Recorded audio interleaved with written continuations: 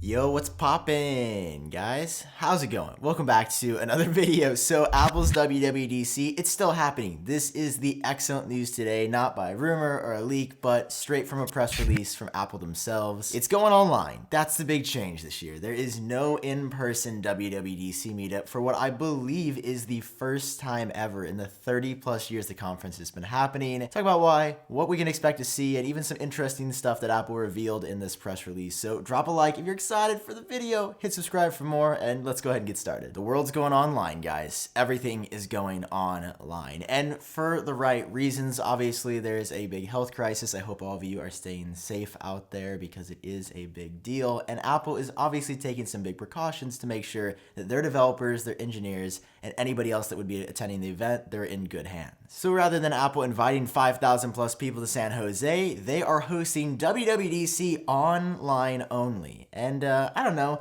the branding is not that good this year. There's only one image. It doesn't, I don't know, it's not doing a lot for me. It's just like the back of a Mac. I get it because like online, everybody's watching from their laptops, but there's not even a Supreme sticker on here, guys. Come on.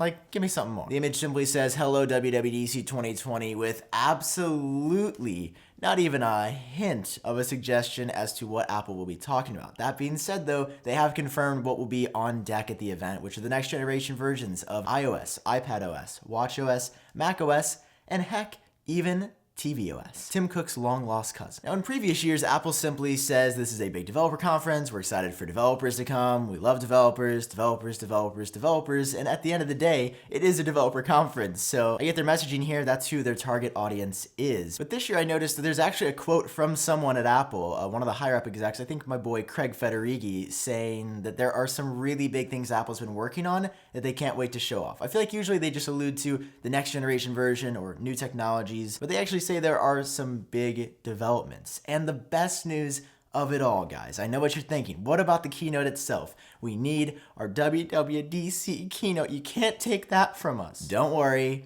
It's okay. Apple has said that they will stream the keynote online alongside all of the other sessions. But I was actually shocked to see there will still be a keynote, and what one's gonna look like without an audience, it's gonna be real interesting, because it's gonna be like, and this is iOS 14. And then everybody at home is gonna be like, let's go, this is so cool! Maybe they can just like fly me out there, and I'll just be like the sole person in the audience with like a mask on being like.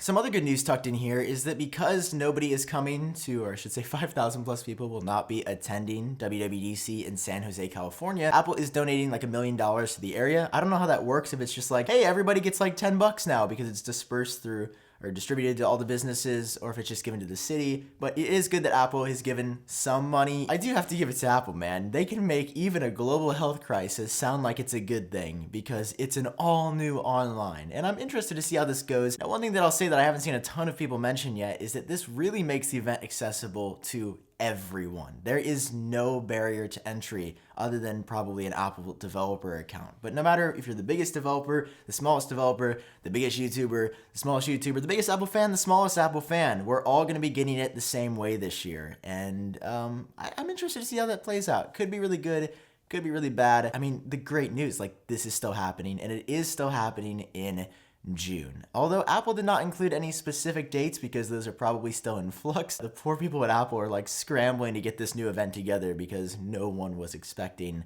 an online WWDC until about a month ago. If you don't attend the event, I feel like it's going to essentially be the same. And that's what we have to keep in mind here. It's really only going to be different for the people that went every single year. And I don't know about you guys, but I was never invited or got to go. But let me know if you have down below. Maybe you want to take it in the past. Anyway, I just wanted to update you. Save, I would say, early June for this. It's generally the first or second week. I'll leave a video linked in one of these corners. I always forget if it's like here, if it's left, and then it's right, and it flips. Of iOS 14 leaks, there were so many of those, as well as watchOS 7. There's some really good stuff that 9to5Mac has been sharing. We have a pretty solid preview of what Apple's going to be working on. So that's all for this video. Hope you enjoyed it. Drop a like. Massive hype for WWDC 2020. This shindig is still happening. And of course, hit subscribe so you stay up to date on more WWDC news. I've been Sam. Hope you're doing well. I'll see all of you in my next video.